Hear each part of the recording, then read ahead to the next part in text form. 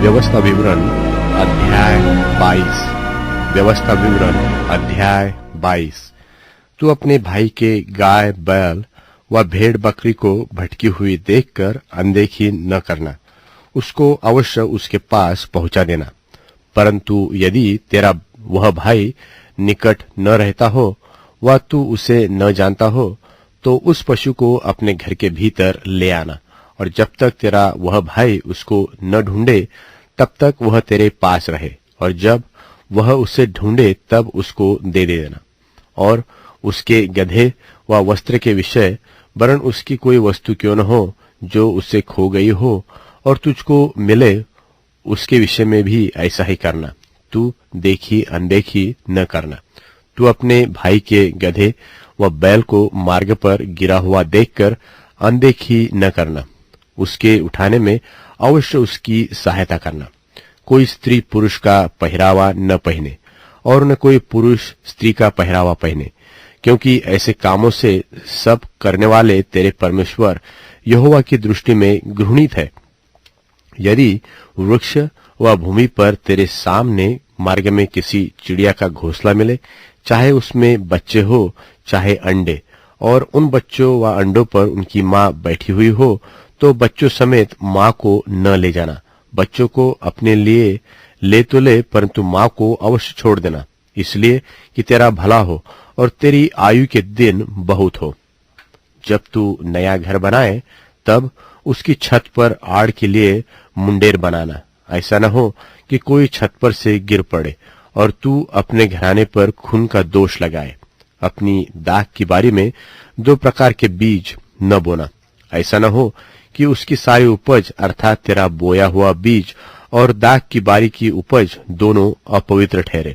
बैल और गधा दोनों संग जोतकर हल न चलाना। ऊन और सनी की मिलावट से बना हुआ वस्त्र न पहनना। अपने ओढ़ने के चारों ओर की कोर पर झालर लगाया करना। यदि कोई पुरुष किसी स्त्री को ब्याह करे और उसके पास जाने के समय वह उसको अप्रिय लगे और वह उस स्त्री की नामधराई करे और यह कहकर उस पर कुकर्म का दोष लगाए कि इस स्त्री को मैंने ब्याहा, और जब उसने उससे संगति की तब उसमें कुंवारी अवस्था के लक्षण न पाए, तो उस कन्या के माता पिता उसके कुंवारीपन के चिन्ह लेकर नगर के वृद्ध लोगों के पास फाटक के बाहर जाए, और उस कन्या का पिता वृद्ध लोगों से कहे, मैंने अपनी बेटी इस पुरुष को ब्याह दी और वह उसको अप्रिय लगती है, और वह तो यह कहकर उस पर कुकर्म का दोष लगाता है कि मैंने तेरी बेटी में कुंवारीपन के लक्षण नहीं पाए, परंतु मेरी बेटी के कुंवारीपन के चिन्ह ये है। तब उसके माता पिता नगर के वृद्ध लोगों के सामने उस चादर को फैलाए। तब नगर के सियाने लोग उस पुरुष को पकड़कर ताड़ न दे और उस पर 100 शेकेल रुपए का दंड भी लगाकर उस कन्या के पिता को दे, इसलिए कि उसने एक इस्राएली कन्या की नामधराई की है और वह उसी की पत्नी बनी रहे, और वह जीवन भर उस स्त्री को त्यागने न पाए।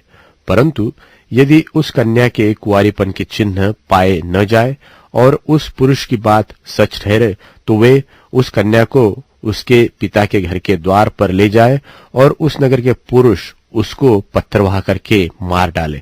उसने तो अपने पिता के घर में वेश्या का काम करके बुराई की है। यो तू अपने मध्य में से ऐसी बुराई को दूर करना।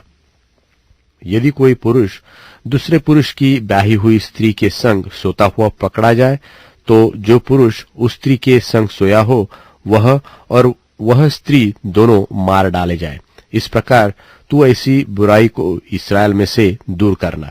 यदि किसी कुंवारी कन्या के ब्याह की बात लगी हो और कोई दूसरा पुरुष उसे नगर में पाकर उससे कुकर्म करे, तो तू उन दोनों को उस नगर के फाटक के बाहर ले जाकर उनको पत्थरवाह करके मार डालना। उस कन्या को तो इसलिए कि वह नगर में रहते हुए भी नहीं चिल्लाई, और उस पुरुष को इस कारण कि उसने अपने पड़ोसी की स्त्री की पथपानी ली है।